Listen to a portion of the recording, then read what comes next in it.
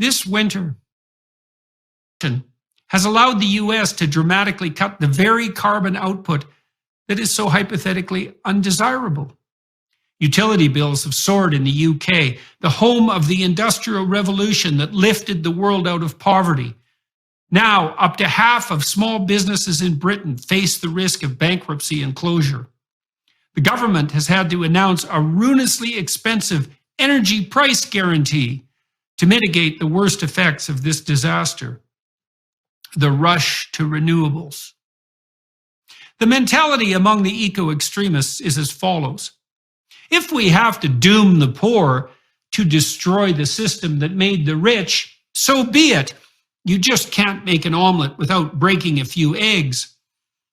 Here are some facts to remember while we so madly and ineffectively rush to renewables. The International Energy Agency recently indicated that 2 decades of intense support for such undertakings has hiked the proportion of energy provided by such means from 13 to 14% to an utterly underwhelming 15.7%. If all governments deliver on their current climate policies, the world will derive no more than 28% of its energy that way by 2050 and 100% by 2207. Not 2030 or 2035, but 200 years later. Does anyone on the liberal left accept such projections?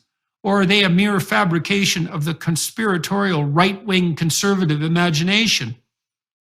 How about the Biden administration? Biden's experts, no doubt motivated to be as optimistic as possible, project that a mere 27% of the energy produced by 2050 will be carbon dioxide free, and that full CO2 eradication cannot possibly occur until 2242.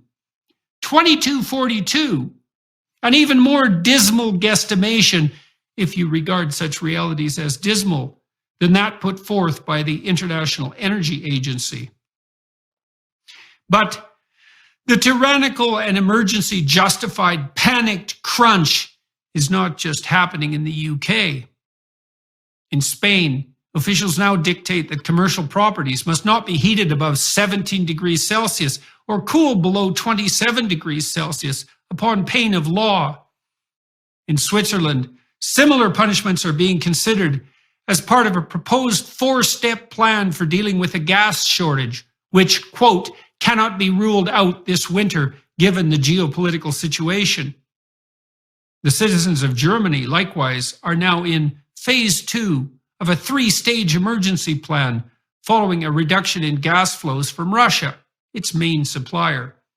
The plan involves bringing coal-fired plants onto the market, according to German Minister Robert Habeck, despite them being, quote, simply poison for the climate, and the potential of gas rationing for industrial companies so that supplies to homes and schools, etc., are not disrupted.